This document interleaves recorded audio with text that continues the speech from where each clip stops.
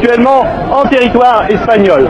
Vous ne les voyez pas, mais il y a au loin là des hélicoptères espagnols qui rôdent et qui observent la situation.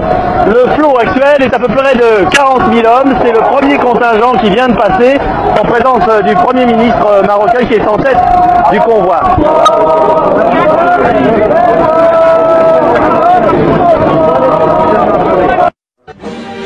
L'idée est là, la stratégie aussi. Reste à feu Sa Majesté Hassan II de convenir du moment propice pour mener ce qui deviendra un événement historique, unique dans son genre et dans sa philosophie. Libérer le Sahara marocain du joug espagnol sans avoir recours à la violence, voilà la stratégie du défunt souverain.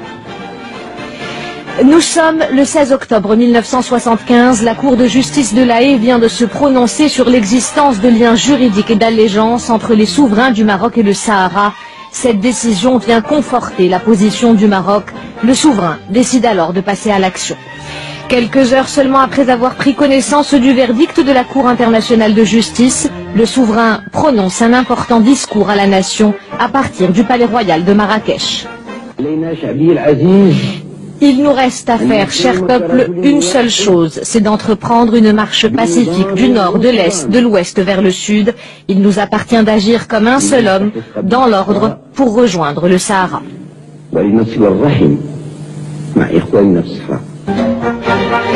Le peuple marocain répond avec enthousiasme à cet appel. 350 000 volontaires, dont 10% de femmes, armés du Coran et du drapeau marocain, participent à cette formidable marche populaire. Historiens et observateurs qualifient l'événement de chef-d'œuvre, des termes largement mérités, puisque l'organisation de la Marche verte illustre tout le génie politique de son initiateur. Quelques mois seulement après cette grande épopée, plus exactement le 28 février 1976, le drapeau marocain flottera dans le ciel de l'Aïoun, annonçant ainsi la fin de la présence coloniale dans le Sahara.